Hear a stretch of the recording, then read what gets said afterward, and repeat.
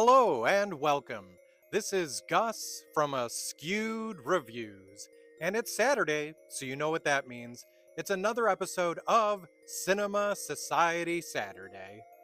So, if by now you don't know what Cinema Society Saturday is, this is a group of individuals that I'm paired up with, and every week, since we're huge fans of horror films, we are given a theme, and then we partner up, and within that theme, we give our partner a film that they have to watch and then review. So, the theme for this week was Splatter Films. And I was paired up with this individual right up here, and if you're not following them already, do it. Do it now. And then come back and finish the rest of my video. So for this week, my partner gave me the film of Audition. So Audition is a gruesome little horror film from 1999. It was directed by Takashi Miike. In the film Audition, we have our main character, Shigeharu, who is dealing with a very horrible situation as his wife has recently passed and now he's left alone to watch over his son. We then jump ahead 7 years later. At this time, his son is now much older and Shigeharu is still alone.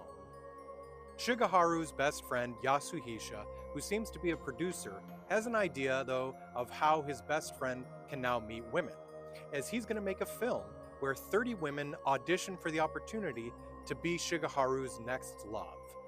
Now during this audition process, Shigeharu ends up meeting Asami, who's pictured down there. Now, Asami for the most part seems very nice and a little meek, but she has a very interesting past, and there's something a little bit dark about her, which does end up attracting Shigeharu. Now, we as the audience quickly learn that there is something dark about her, but very dark. Now, I won't say much more as to not reveal too much about the story, but I have a feeling when you look at this poster, you're probably going to get at least some idea of what's going to happen. Now, when it comes to the film Audition, I do enjoy the film. I think the acting is really good. I think it's got some great sequences, but I do feel it's very slow and methodical throughout most of the movie, which can be a little boring.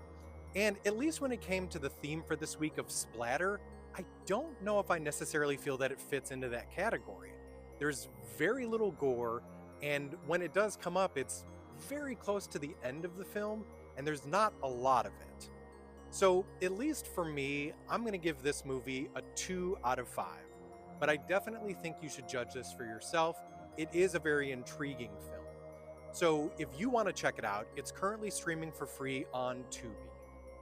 Now, as I mentioned right near the beginning of this episode, you should definitely go and check out my partner's stuff if you're not already doing so. Not only because of their content, but because this week I gave them the film of Tokyo Gore Police. I hope you enjoyed this week's episode of Cinema Society Saturday. Feel free to check back each and every Saturday, as I will hopefully always post a new video.